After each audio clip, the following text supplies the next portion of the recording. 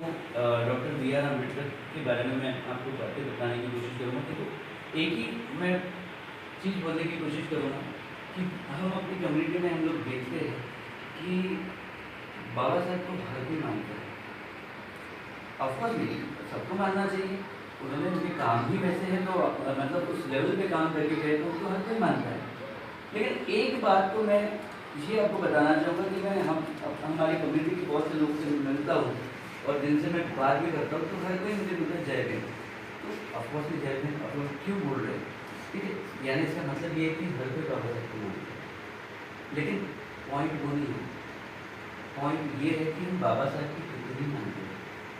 तो मैं एक ही लाइन बोलूँगा कि हम बाबा साहब को मानते हैं, बाबा साहब की नहीं मानते। ये इस लाइन में बहुत बहुत फ़र्क है।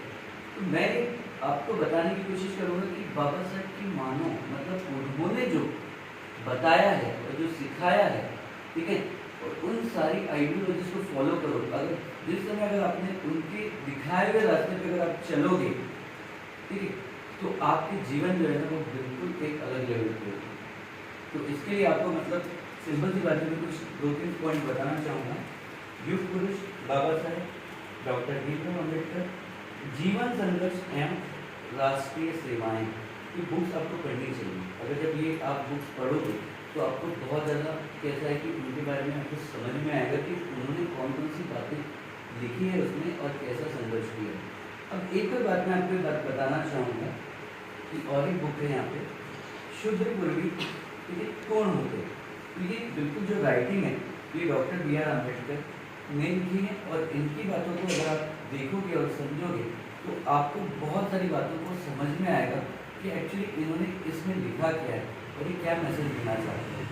तो कैसा है कि वो मैसेज तो दे दिया है, लेकिन हम सिर्फ मानते हैं, लेकिन उसको फॉलो करते थोड़ी नहीं। बहुत से लोग फॉलो करते हैं, बहुत से लोग नहीं करते, लेकिन आपको फॉलो करना चाहिए, ठीक है। अब मैं आपको 2-3 बातें आपको बताने की कोशिश करूँगा अपने एजुकेशन सेक्टर को लेकर। सिंपल सी बात है, 2 बातें मैं बोलने की कोशिश करूँगा।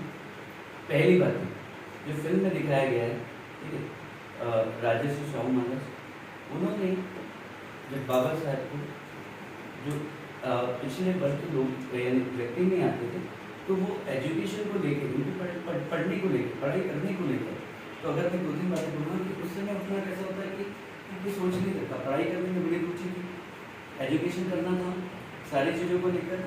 लेकिन एक्चुअली कैसा है कि अब सिंपल सी बात है, लेकिन अब यहाँ पर जो स्कॉलरशिप ये बहुत इम्पोर्टेंट थी। अब ये पढ़ेंगे कैसे आगे, क्योंकि पढ़ाई करने में कुछ तो पैसा लगता है, ठीक है। तो बेसिकली कैसा है कि राजर्षि शाहू महाराज ने उनको स्कॉलरशिप दी, तो उनकी वो बहुत बड़ी हेल्प थी। तो उसके मतलब कैसा है कि वो थोड़ा उनके काम भी कर दिया करते थे, लेकिन एक्चुअली कैसा है कि उसके बाद मतलब क्या है कि वो कहाँ गए, वो स्कॉलरशिप के बेस पर लंदन चले गए। लंदन जाके यूनिवर्सिटी ऑफ कोलंबिया में उनको एडमिशन मिला और उन्होंने वहाँ से लॉ कंप्लीट किया। तो देखो कितनी बड़ी हेल्प की हुई। लेकिन फिर डॉक्टर बी आर अम्बेडकर ने सब कुछ कंप्लीट करने के बाद फाइनली उन्होंने क्या किया कि हमारे जैसे लोगों के लिए एक इतनी बड़ी अपॉर्चुनिटी दी ताकि हम स्कॉलरशिप के बेस पर पढ़ सकें और हम अपने जीवन को समझ सकें और अपने जीवन को आगे बढ़ा सकें।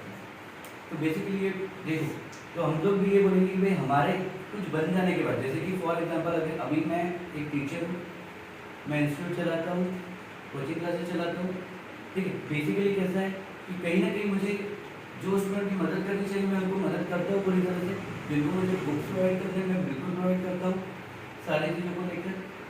अब बेसिकली कैसा है कि मदद करना बहुत इम्पोर्टेंट बात है, ठीक है। आजकल की दुनिया क्या है, आजकल की दुनिया जो है, जो हमारे परिसर में चल रही है, उसमें कैसा है कि लोग अपने फ़ायदे के लिए किसी से जुड़ते हैं, जब तक उनके साथ कुछ ना कुछ फ़ायदा होता है और फिर वो चले जाते हैं।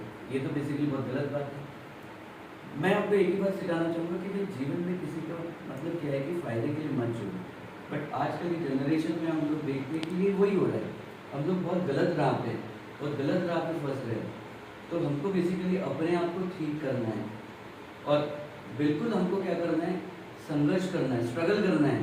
क्योंकि सिंपल सी बात है, आप मेरे स्टेटस में भी देखोगे कि एक ही लाइन बहुत इंपॉर्टेंट लिखी है hard work is always pays, ठीक है, hard work is always pays, there is no substitute of hard work and there is no shortcut for success.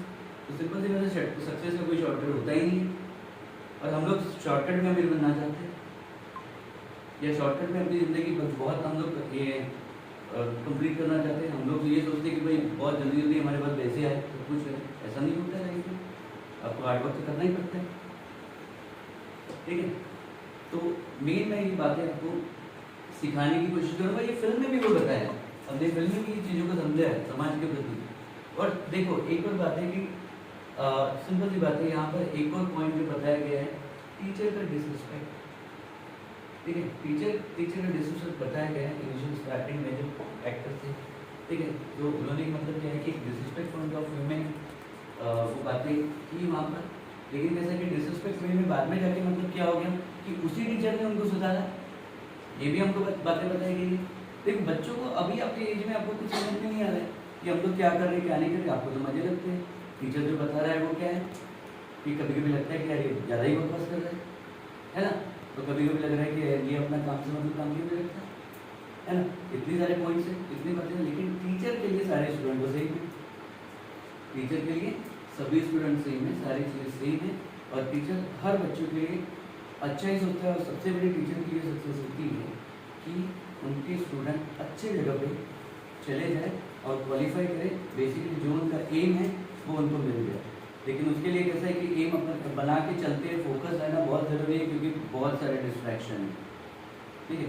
तो मैं बस फाइनली बोलना चाहूँगा कि हमको फिल्म देख के हमने फिल्म देखी, हमको फिल्म देख के बहुत सारी चीज़ों को सीखने मिला है, और समाज के प्रति बहुत सारी चीज़ों को जो हम देख रहे हैं, क्योंकि हम चलते हैं देखते हैं, बहुत सारे लोग मिलते हैं, लेकिन हमको उतनी बातें क्या नहीं होती, हमको समझ में नहीं आती, लेकिन वो फिल्म के जरिए वो सारा मैसेज हमको बहुत अच्छी तरीके से समझ में आ गया है कि जो फिल्म में बताना चाहते थे वो सारी बातें को हमको बहुत अच्छी तरीके से समझ में आई है। तो ऑफकोर्सली मैं विभा ताई को इस चीज़ के लिए कॉन्ग्रेचुलेशन दूंगा और बहुत बहुत थैंकफुल करूँगा, क्योंकि वो इस तरीके की फिल्म बनाते रहे और इस तरीके से सामाजिक मुद्दों पे बात करते रहे, ताकि हम जैसे लोग और इंस्पायर होते रहे उनसे, और इस तरीके की फिल्में आते रहे और बहुत कुछ हमको सीखने को मिले। और बस बेसिकली मैं यही बोलूँगा कि बस अगर आप ज़िंदगी में कुछ बन जाते हो तो किसी और के लिए मदद करने के लिए हमेशा रेडी रहना चाहिए, ठीक है। ऐसा नहीं कि भाई हमारा किसी ने मदद कर दिया तो हमको उसको भूल जाना चाहिए, और आप आगे जाके किसी और की मदद करोगे तो हो सकता है आपकी छोटी सी मदद वो उस बच्चे के लिए या उस इंसान के लिए बहुत बड़ी मदद होगी। तो यही बोलूँगा कि हमको जैन की फिल्म देख के फाइनली आप लोग सब लोग बोले कि आपको मूवी देख के किस तरीके का मैसेज लगा, क्या लगा, और किस तरीके से आपने जैन की मूवी को एंजॉय किया और उसको समझा, सारी चीज़ों को मैसेज को अपने दिमाग में आप क्या करें फिट करें, और फिट करने के बाद आप उसको क्या करें अपनी ज़िंदगी में आगे बढ़ें, ठीक है। Thank you, thanks a lot.